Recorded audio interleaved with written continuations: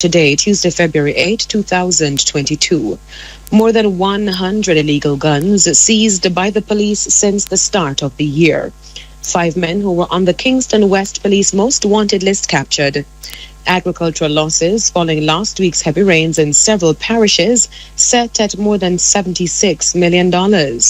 A more transmissible version of the Omicron variant of COVID-19 expected to increase in circulation globally.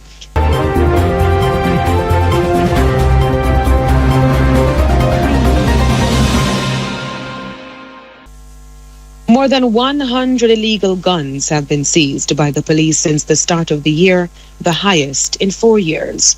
The Jamaica Constabulary Force JCF this afternoon tweeted that 104 firearms were discovered between January 1 and February 5. That was up from 81 last year and 61 in 2020. Senior communications strategist for the JCF, Dennis Brooks, told Radio Jamaica News that the increase in seizures resulted from new strategies being pursued by the force. Mr. Brooks says this includes special operations. Carrying out targeted, mission-driven operations across the country, and those have borne fruit. We have said for some time that we are significantly improving our investigative capacity. That improved investigative capacity translates to an ability for us to use the proactive investigative units in the various divisions, as well as support from CTOC, the Major Investigation Division, and Specialized Operations and other units within the JCF to significantly target the places where guns and gunmen are. Senior communications strategist for the Jamaica Constabulary Force, Dennis Brooks. Radio Jamaica News has been informed that 3 suspects have been held in connection with last month's fatal shooting of a woman who was the mother of a member of the Jamaica Constabulary Force. 66-year-old Sharon Ricketts was killed at her home in Nagahead, Portmore, St. Catherine. She was shot when thugs opened fire in the community shortly after 7 p.m. on January 24. Investigators are searching for other suspects in connection with the shooting. And 5 men who were on the Kingston West Police Most Wanted list have been captured. Head of the division, Senior Superintendent Michael Phipps, told Radio Jamaica News that they include Rushane Samuels, who was held recently during a police operation in West Kingston. Mr. Samuels has been charged with 2 counts of murder, including the fatal shooting of Anthony Richards, the leader of the brawling gang in Denham Town. Mr. Richards was killed on Spanish Town Road in August last year. The incident sparked deadly reprisal attacks in West Kingston. A second suspect, Romario Powell, has been charged jointly with Mr. Samuels for the murder of Mr. Richards. SSP Phipps told Radio Jamaica News that Mr. Samuels has also been charged with several counts of shooting and is under investigation in connection with other murders in West Kingston. Losses suffered by the agricultural sector following last week's heavy rains in several parishes have so far been set at more than $76 million. The preliminary estimates were provided by the Rural Agricultural Development Authority. Agriculture Minister Pernell Charles Jr. says 551 farmers were affected. As it relates to crops, our preliminary damage assessment indicates total losses of approximately 89 hectares of crop, affecting 496 farmers, valued at $74,884,600. The main crops impacted were banana, plantain, vegetables, tubers, including cassava, Irish potato, dasheen and yam, condiments, and fruits. As it relates to livestock, overall losses in the livestock sector are estimated at $1,931,000, affecting 55 farmers. Agriculture Minister Pernell Charles Jr. speaking today at a media briefing. Mr. Charles says St. Mary was the worst affected parish. The showers also caused flooding in St. Anne, St. Mary, and Portland. And several government ministers will tomorrow tour parishes affected by last week's heavy rains. Mr. Charles says the officials will travel to St. Anne, St. Mary, and Portland to assess the damage.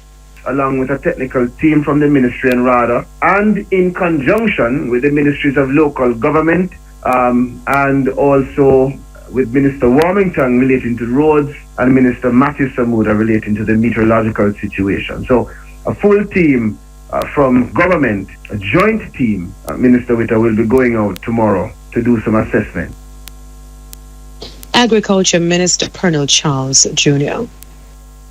The World Health Organization, WHO, today said it expects a more transmissible version of the Omicron variant of COVID-19 to increase in circulation globally. However, it's not yet clear if the subvariant can reinfect people who caught an earlier version of the Omicron strain. The WHO's COVID-19 technical lead, Maria Van Kerkhove, said the Global Health Agency is tracking 4 different versions of Omicron.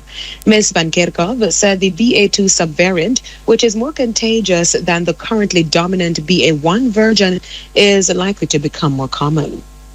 Which means that as this virus continues to circulate, we will now see an increase in BA.2 with this increased growth advantage over BA.1. So for the person out there, everybody that's out there that's watching this, what is important for you to know is that this virus continues to be dangerous. This virus transmits very efficiently between people.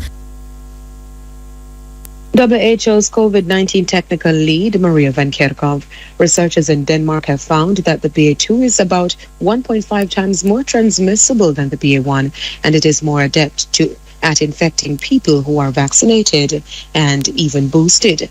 However, people who are fully vaccinated are less likely to spread it than the unvaccinated. Now, there has been a sharp decline in Jamaica's COVID-19 positivity rate. 128 cases were confirmed from 2,315 samples, resulting in a positivity rate of 13.9%. A 63-year-old St. Catherine man is the latest COVID-19 victim. The death toll is now 2,699. 4 more deaths are being investigated by the Health Ministry. The Medical Association of Jamaica and the Nurses Association of Jamaica have endorsed the plan by the government to have events for people who have been vaccinated against COVID-19. Both groups say this could encourage more Jamaicans to get vaccinated. President of the Medical Association of Jamaica, Dr. Brian James, views the plan as another attempt to incentivize vaccination.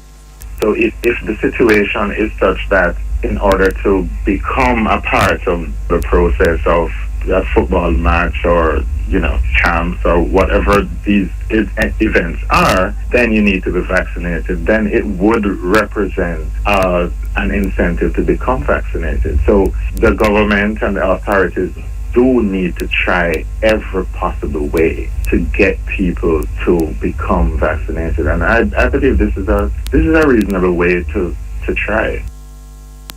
President of the Medical Association of Jamaica, Dr. Brian James. Dr. James was speaking today on the morning agenda on Power 106.